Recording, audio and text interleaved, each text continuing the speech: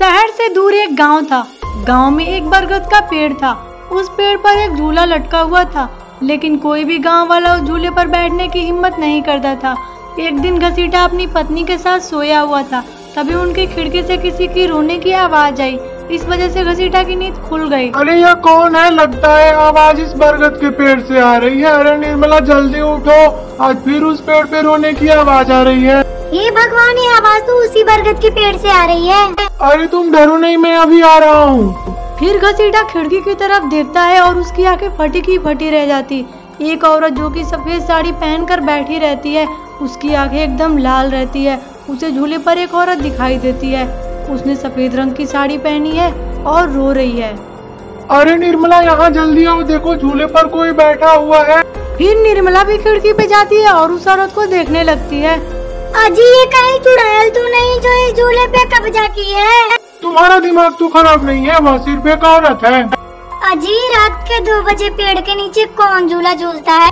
तुम रुको, मैं अभी बाहर जाके देखता हूँ। अरे नहीं नहीं, तुम्हारा दिमाग तो खराब नहीं हो गया जो खुद मौत के मुंह में मरने जा रहे हो? और तभी वो चुड़ैल वहाँ से गायब हो जाती है और दोनों देखकर बहुत डर जाते हैं। अरे मर गए रे, ये तो गायब हो गई। मैंने आपसे कहा था ना जी, ये कोई आम औरत नहीं है, चुड़ैल है। तुम सही कह रही हो निर्मला, इस झूले पे कोई तो गड़बड़ है। कभी कोई गांव वाला इसके आसपास भी जाने से डरता है। अजी, आज तक तो हम भी इस झूले के बारे में अफवाह ही सुने थे, आज देख भी लिया। अगले दिन सुबह होती है और निर्मला का भाई और उसकी भाभी शहर से उसके गांव में रहने के लिए आते हैं। अरे भाई, तुम्हें अपनी बहन की याद कैसे आई? ऐसे ही अपनी बहन की याद आ गई, फिर सोचा चलो मिल आते हैं। वे लोग पूरे दिन मस्ती मजाक करते हैं और दिन बीत जाता है और अब रात होता है तो सब लोग जाने लगते हैं। ओ भाई, तुम नीलम के साथ मेरे ही कमरे में सो जाओ, हम साथ के कमरे में सो जाते हैं। और हाँ, तुम्हें किसी चीज की जरूरत पड़े तो अपनी बहन को जरूर बताना। इतना कहकर निर्मला और उसके पति दोनों सोने के लिए चले जाते हैं। फिर कुछ देर बाद नीलू की नजर खिड़की के बाहर झूले पे पड़ती है। अजी, इधर आइए, देखिए पेड़ के नीचे एक झूला लगा हुआ है। शहर में तो ऐसा देखने को नहीं मिलता। चलिए ना, मेरा बहुत मन है झूला खेलने का। अरे सो जाओ, सुबह होगा तो मैं तुम्हें झूला के पास लेके चलूंगा।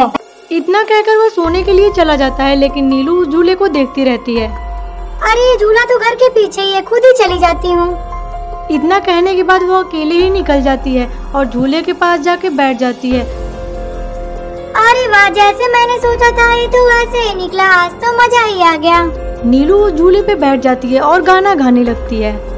पंछी बनूं उड़ता फिरूं मस्त गगन में, आज मैं आजाद हूँ दुनिया की चमन में। नीलू कुछ रात खुशी खुशी झूला झूलती है और सोचती है अब घर चलूं, क्या पता उठेंगे तो गुस्सा हो जाएंगे। जैसे ही नीलू उस झूले से उतरने की कोशिश करती है, उसे ऐसा महसूस होता है कि कोई उसे पकड़ के पीछे की तरफ खींच रहा और वो झूले से नीचे नहीं उतर पा रही। वह बहुत डर जाती है। अरे कौन है, क्या है, किसने मुझे पकड़ रखा है? मैं उतर क्यों नहीं पा रही? अरे कोई तो बचाओ, मेरी मदद करो, कोई मेरी जान बचा लो। नीलू के जोर जोर से चीखने की आवाज सुनकर बबलू की नींद खुल जाती है और निर्मला और घसीटा राम भी वहाँ पे आ जाते हैं और बबलू से पूछते हैं, अरे बबलू, ये तो नीलू की आवाज है, कहाँ गई हो? तभी घसीटा राम की नजर उस झूले पे पड़ती है जिसपे नीलू बैठी रहती है। हे भगवान, ये क्या हो गया? कैसा अनर्थ है? नीलू उस झूले के पास कैसे चली गई? हे भगवान, मेरी पत्नी को ये क्या हो गया? नीलू, मैंने तुम्हें समझाया था ना इस पेड़ के पास मत आना, फिर भी तुम चली आई। सब लोग उसे बहुत समझाते हैं और फिर नीलू वहाँ से चली जाती है और बाकी सब लोग भी उसके पीछे पीछे घर पे चले जाते हैं। अगले दिन सुबह होती है। सुबह होते ही नीलू का पति बोलता है, अब तो तुम ठीक हो ना, अब उस झूले के पास कभी मत जाना। ठीक है जी, मैं उस झूले के पास कभी नहीं जाऊंगी। इतना कहके उसका पति सोने चला जाता है और नीलू फिर उस झूले के पास चली जाती है और उसके पैर भी उल्टे हो जाते हैं और वो घर से निकलकर झूले की तरफ सीधा चली जाती है। और वो घर से बाहर निकलकर झूले की तरफ जैसे ही जाती है, उसकी हंसी सुनकर सब जग जाते हैं। अरे नीलू फिर से कहाँ चली गई? फिर वो लोग खिड़की के बाहर देखते हैं तो वो झूले पे ही बैठी रहती है। अरे मर गए रे, नासपेटी तो फिर झूला झूलने चली गई। अरे बेवकूफ बबलू, अपनी पत्नी को संभाल नहीं रखा था। देख, तेरी पत्नी आधी रात को झूला झूल रही है। दीदी मुझे माफ कर दो, मैंने उसे समझाया था कि उस झूले की तरफ कभी मत देखना, फिर भी। अरे जल्दी चलो, कहीं देर ना हो जाए, जल्दी जल्दी करो भाई। अरे नासपेटी नीलू, झूले से जल्दी यहाँ से चल, मैंने बोला था ना यहाँ पे नहीं है ना, फिर भी तू आ गई।